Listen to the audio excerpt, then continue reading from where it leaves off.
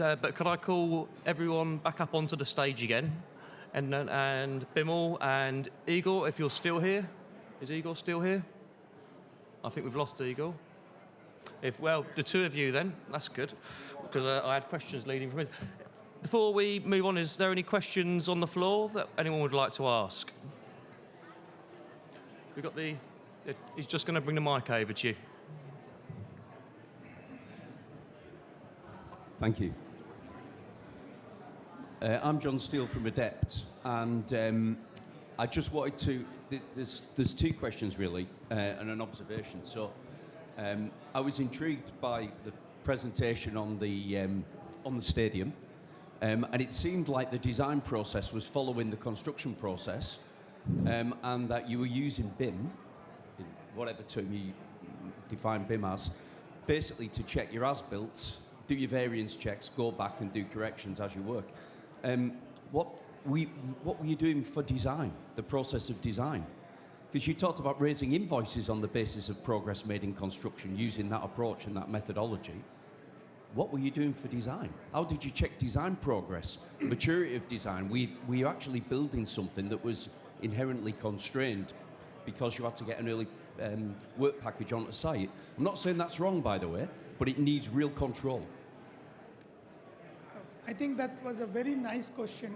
You see, as he explained also in his presentation, today BIM has tremendous impact on the design also. And as I said, in this project, because of the time issues, the design and the construction were following each other.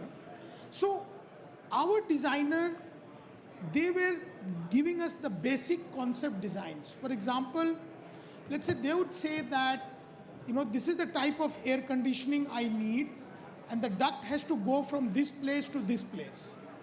Now, for us in the BIM, we have to exactly model how the duct will go from one place to another, or the pipe will go from one place to another. Because the pipes, if they're gravity pipes, you have to give the right slopes, you have to give the right insulations, number one. Number two, we are also doing the design validation inside BIM. For example, they said you need a 10 horsepower pump. So I now know what will be my pressure drop in that pipeline. So I'm able, because now I have the exact pipe flow from one end to another end. We know how many bends are there, how many T's and Y's are there in the whole pipeline. So now we have got a PipeNet software which can actually tell me what will be the pressure drop. I have got ESP, which will actually tell me for ESP calculation, I've got a lot of software. So while the designers are giving us the design intent, they are telling us what sort of design would be there, where would you place your units, where would you place your pumps, what is the best way. We would support them in exactly calculating all the designs, say voltage drop calculations. Now I know how the cable is going to run from one end to another end. So my cable trays are already drawn in the BIM model. So I know that, okay, this is 336 meters of cable run of 10 square mm cable. So exactly now I know what will be my voltage drop. So I can now give them the input that, look, this is the voltage drop if you take 10 square mm. Are you satisfied? Can we go to 25 square mm?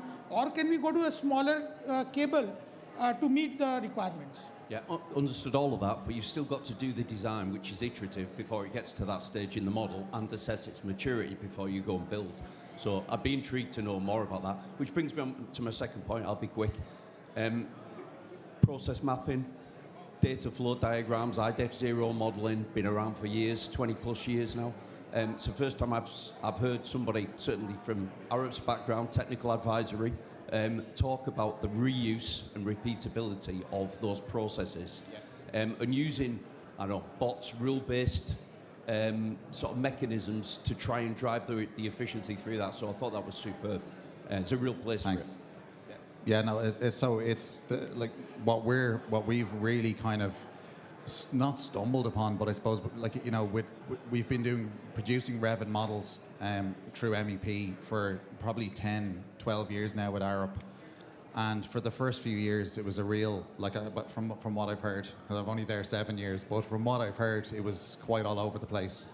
And it still can be. That's the thing. You know, certain projects, like I said, they still can be all over the place. So what I've said there about process mapping, it's really important. But what's most important on a project is getting those clear requirements. So as soon as we know what the actual requirements are, then we can start putting our process and workflow maps in place. And I suppose globally, the way that we've tackled it is to try to improve our automation and efficiencies. We've introduced like a global Revit standard in Europe. We've introduced, you know, every single region, every single office uses the same families but different, if that makes sense. So symbology is different, for example, but the actual 3D makeup of the model, of the elements and the parameters, the information, it's all the same. So if we're working on any project in anywhere in the world, it's the same. So because of that, we're able to actually, you know, develop our automation efficiencies and create tools that can automate much of the boring processes. So thanks for that. Yeah. I mean, Igor, could you also give us a bit on that as well? Because you kind of touched on it about the sequencing. Regarding the processes, I think it should be considered that if you're providing a service to the client and you are having a team on board, and quite often these are not your people, they are subs of your company, etc., etc. You need to start thinking about introducing your workflows or your processes, or to refactor them, make them better, make them easier, so that they can be easily introduced in the supply chain where you are operating. As an example, currently my team is engaged in one of the biggest projects in our region in Baltic states. It's the railroad design and construction project called Rail Baltica. We are helping the contractors to deliver the as-built models. The problem is that they are, again, trying to buy everything. And by buying, I mean that they are hiring specialists or companies who do something. For instance, to get the data from the site, you need a surveyor. It's a conventional way of acquiring the data. But when the surveying team, they have their own ways of working based on the codes and based on their standard practice, quite often this is not enough anymore. And while being a BIM manager in such a project, we are forced to introduce these processes and advise them on the processes, how to better interact with each other, so that not only they implement and fulfill their obligations per the agreement, but also we are getting enough data and information so it flows, and so that the deliverables are fine in the end of the day, so that the client is happy. Because if the client is happy, everybody across the supply chain would be happy, frankly speaking, like always. Thank you. We probably have time for just one more question. The lady at the back of the room, please. Thank you all very much. I was very curious with the liability that moves down the supply chain. I have two questions. One, who owns your model? And two, who should own your model?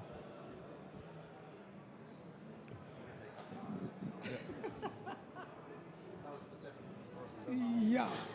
Very interesting question. Who owns the model and who should own the model? If you ask my perspective, you see, every contract is structured in a different way.